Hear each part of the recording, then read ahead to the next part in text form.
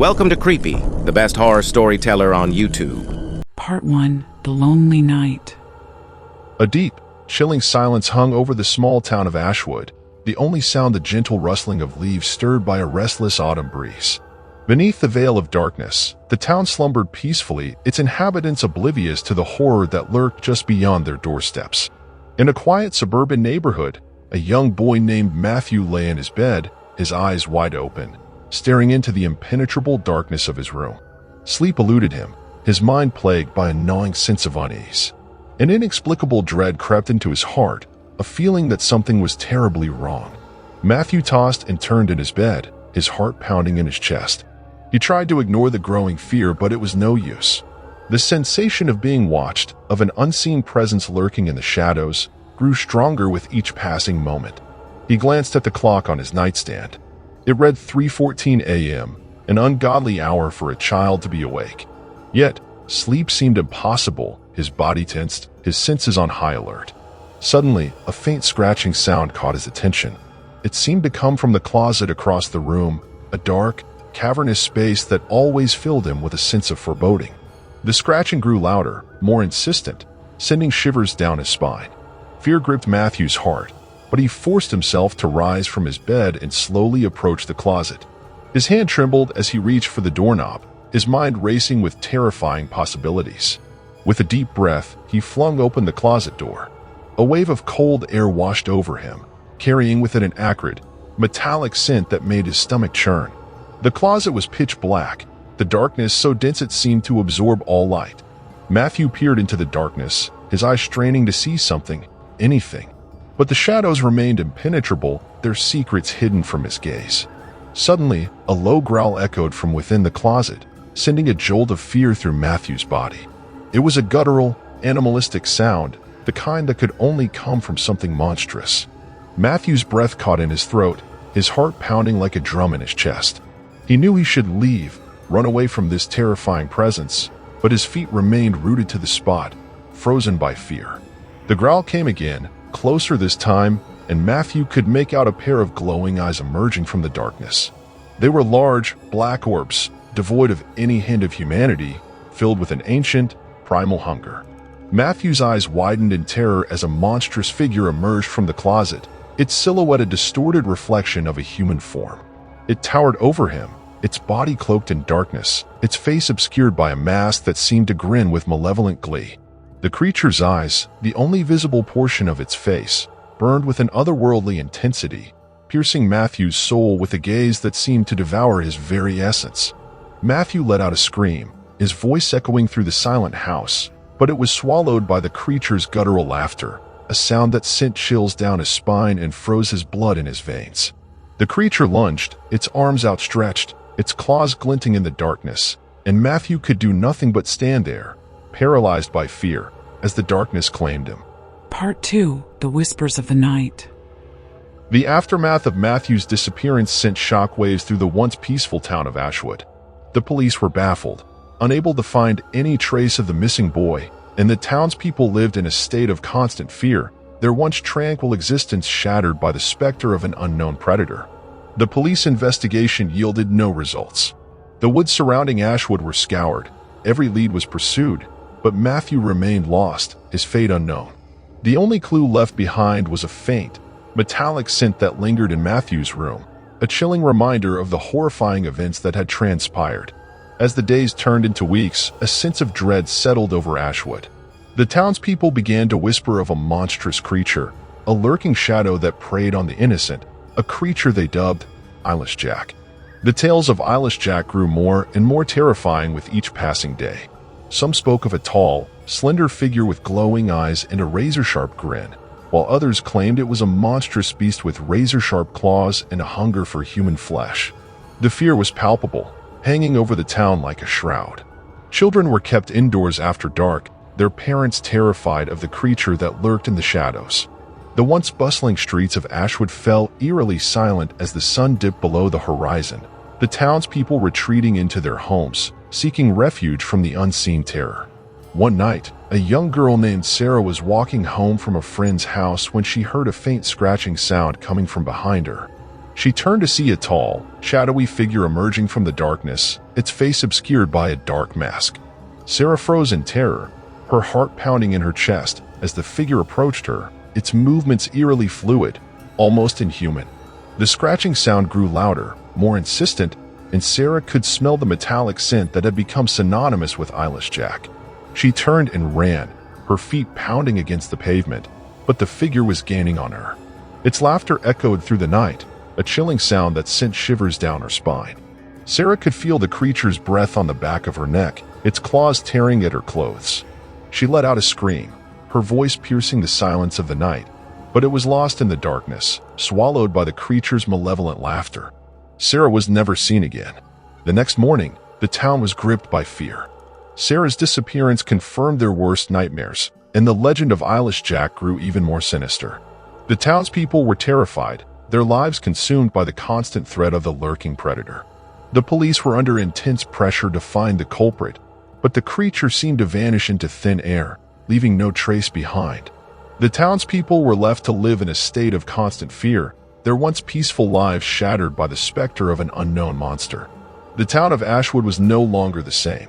The streets were empty, the children were silent, and the townspeople lived in a constant state of paranoia. The legend of Eyeless Jack had cast a dark shadow over their lives, transforming their once tranquil haven into a place of fear and terror. Part 3. The Dark Descent. As the town of Ashwood grappled with the terrifying reality of Eyeless Jack, the creature's presence grew more menacing. Its attacks became more frequent, more vicious, leaving a trail of fear and despair in its wake. The police were at a loss. They had no leads, no suspects, and no way to stop the creature's reign of terror. The townspeople were becoming increasingly desperate, their once peaceful existence shattered by the constant threat of violence. Among the growing fear, a group of young friends, bound by a shared sense of determination, decided to take matters into their own hands. They were tired of living in fear, tired of watching their town succumb to darkness. Led by a fearless young woman named Emily, the group began to investigate Eyeless Jack's attacks, searching for any pattern, any clue that could lead them to the creature's lair. They scoured the woods, interviewed witnesses, and analyzed the crime scenes, driven by a relentless pursuit of justice. Their investigation led them to an abandoned mine shaft on the outskirts of town, a dark, foreboding place that had long been rumored to be haunted. It was a place the locals avoided, a place that whispered of secrets and dangers hidden beneath its depths. Undeterred by the fear and superstition that surrounded the mine shaft, Emily and her friends decided to venture into its darkness. They armed themselves with flashlights, ropes, and a determination to uncover the truth. As they descended into the mine shaft, the air grew colder, damper, and heavier. The silence was oppressive, broken only by the drip-drip of water and the echoing sound of their footsteps. Deeper and deeper they went, their flashlights cutting through the darkness, revealing the rough-hewn tunnels and cavernous chambers that lay hidden beneath the earth. The air grew thick with an eerie silence, a silence that seemed to be filled with unseen eyes watching their every move. Suddenly, a faint scratching sound caught their attention. It seemed to come from a side tunnel, a narrow, dark passageway that led deeper into the mine's depths. Exchanging glances, Emily and her friends exchanged a look of determination. They knew this was it. This was where Eyeless Jack lurked. With bated breath, they ventured into the side tunnel, their flashlights cutting through the darkness, revealing a narrow, winding passage that seemed to stretch endlessly into the unknown.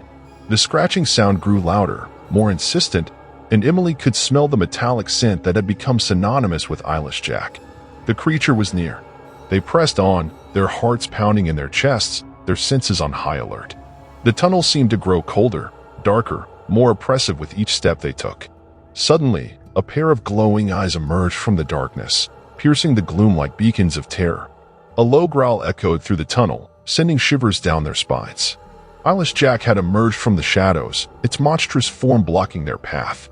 It stood tall and imposing, its body cloaked in darkness, its face obscured by a mask that seemed to grin with malevolent glee.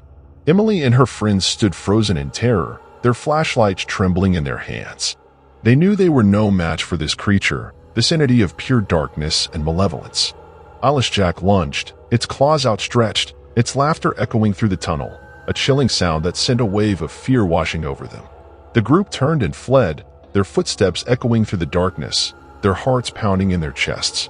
They could hear the creature's laughter behind them, a sound that seemed to chase them into the depths of the mine, a sound that would forever haunt their nightmares. They emerged from the mine shaft, gasping for air, their bodies trembling with fear. They had faced the darkness, had stared into the abyss, and had lived to tell the tale.